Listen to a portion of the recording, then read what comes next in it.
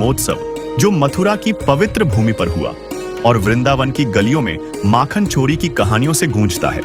हर साल भाद्रपद के कृष्ण पक्ष की अष्टमी को यह पर्व भक्तों के दिलों में भक्ति की लौ जलाता है।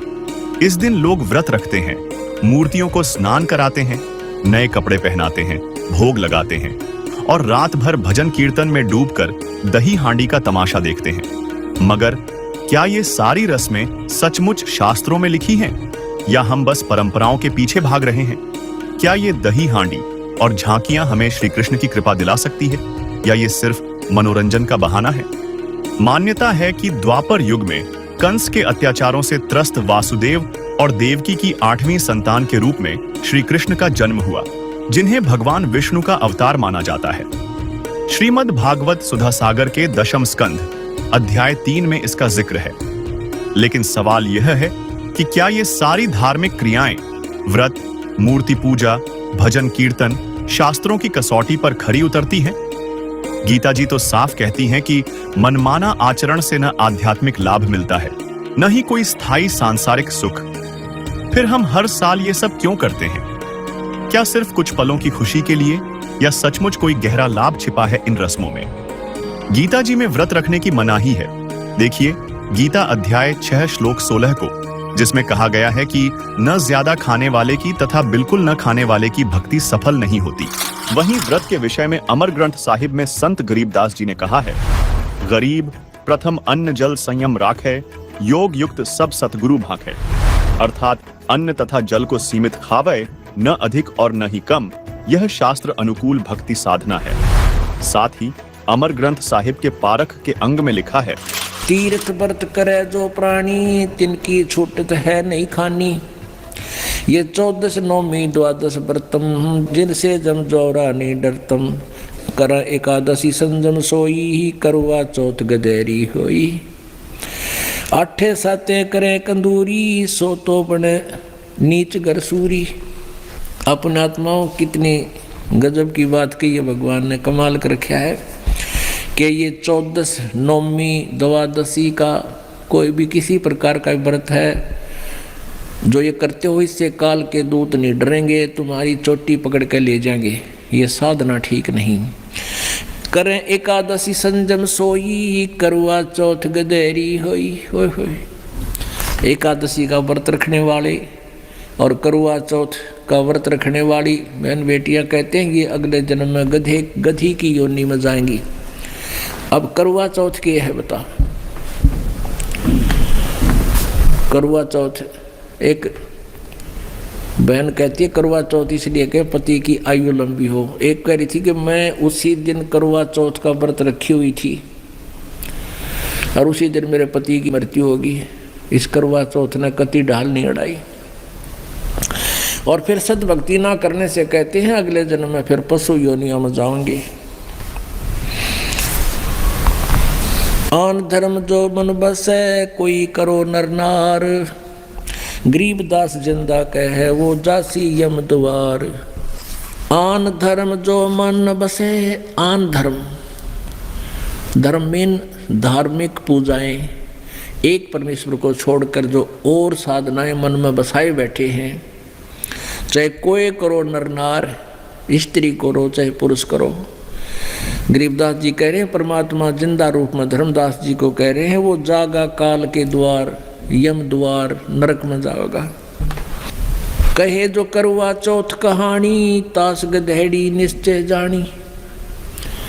अब करवा चौथ को जो कहानी सुनाते हैं ना, कई अनपढ़ माई रखा करती व्रत करवा चौथ का रखते हैं अभी, लेकिन हमारे भक्त नहीं रखते।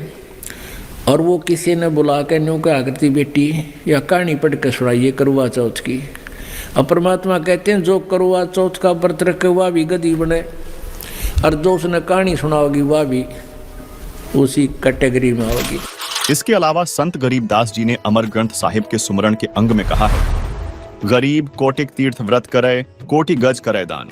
कोटि अश्व विप्रौं दिए, मिटे न खैंचा तान। साथ ही व्रतों से होने वाली हानि का एक अन्य प्रमाण हम आपको हाथरस तुलसीदास द्वारा लिखित घट रामायण के पृष्ठ 242 से दिखाना चाहेंगे, जिसमें व्रत के बारे में बताते हुए लोमस ऋषि ने कहा है, सहस बरस एकादशी कीन्हा, अंत जन्म माखी कौलीन्हा, ऐसे बर्थ कीन्हा बहुतेरा, ता का सुनु बरतंत निबेरा, प्रथम एतवार को कीन्हा, ता से जन्म चील्ह कौलीन्हा, मंगल बहुविधि बरत रहाई, ता से जन्म सुवर कौपाई, अरु पुनि बरत तीज को कीन्हा, कूकर जन्म ताही से लीन्हा, अरु परदोस नेम से कीन्हा, खरकौ जन्म ताही से लीन्हा, बितिपात विधि से विधि कीन्हा, जन्म जाई बंदर कौलीन्हा, नौमी बरत अष्टमी कीन्हा, तासे जन्म मूस कौलीन्हा, अरु अनंत 14 पुनि कीन्हा, तासे जन्म ऊंट कौलीन्हा, और चतुर्थी बरत बखाना, तासे जन्म भैंस का जाना, और बरत करे झार बनाई, पुनि मुक्ति हमने नहीं पाई। इन वाणियों का अनुवाद भी पढ़ें, जिसमें स्पष्ट लिखा है कि 1000 वर्षों तक एकादशी का व्रत किया और अंत में मक्खी का जन्म लिया। इसी प्रकार अनेक बार अनेक व्रतों को किया, उनका तुम वृत्तांत सुनो। सर्वप्रथम इतवार यानी रविवार का व्रत किया, उससे चील्ह का जन्म मिला। मंगल का व्रत अनेक प्रकार के रूपों में रहा, उससे मुझे सुअर का शरीर मिला। उसके बाद तीज का व्रत किया, उसके कारण मैंने कुत्ते का जन्म प्राप्त किया। इसके बाद नियम से प्रदोष व्रत रखा, उसके कारण गधे का जन्म लिया। नौमी तथा अष्टमी का व्रत किया, उससे मुझे मूस यानी चूहे का जन्म मिला। इसके बाद अनंत 14 का व्रत किया, उससे मुझे ऊंट का जन्म मिला।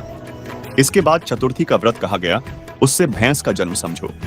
और नाना प्रकार के व्रतों का अनुशीलन पूरी तत्परता से पूछा, फिर भी मुक्ति नहीं प्राप्त की। दर्शकों, इससे यह स्पष्ट होता है कि व्रत करने से कोई भी देवी देवता प्रसन्न नहीं होते, बल्कि यह शास्त्र विरुद्ध साधना होने के कारण व्यर्थ है। और शास्त्रों में मूर्ति पूजा को भी व्यर्थ बताया गया है, जबकि श्रीमद् भागवत महापुराण स्कंध 10 अध्याय 84 श्लोक 11 व 13 में स्पष्ट लिखा है कि जो मिट्टी, पत्थर, काष्ठ यानी लकड़ी आदि पार्थिव विकारों को ही इष्ट देव मानता है और जो केवल जल को ही तीर्थ समझता है, वह मनुष्य होने पर भी पशुओं में भी नीच गधा ही है।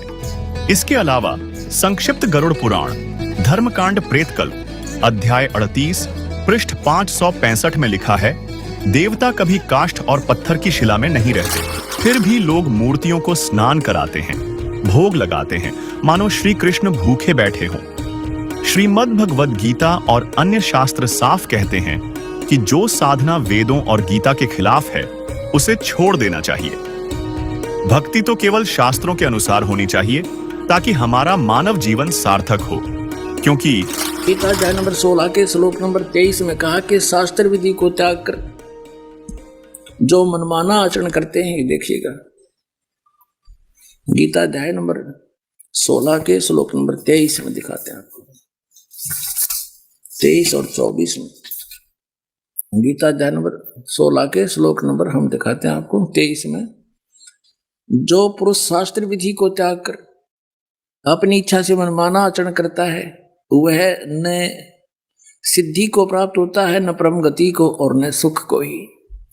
अब 24 में बताया कि इससे तेरे लिए, छोड़ में जाएगा 24वां श्लोक, इससे तेरे लिए कर्तव्य की व्यवस्था में कौन से कर्म करने चाहिए भक्ति के, कौन से ना करने चाहिए, शास्त्र ही प्रमाण है।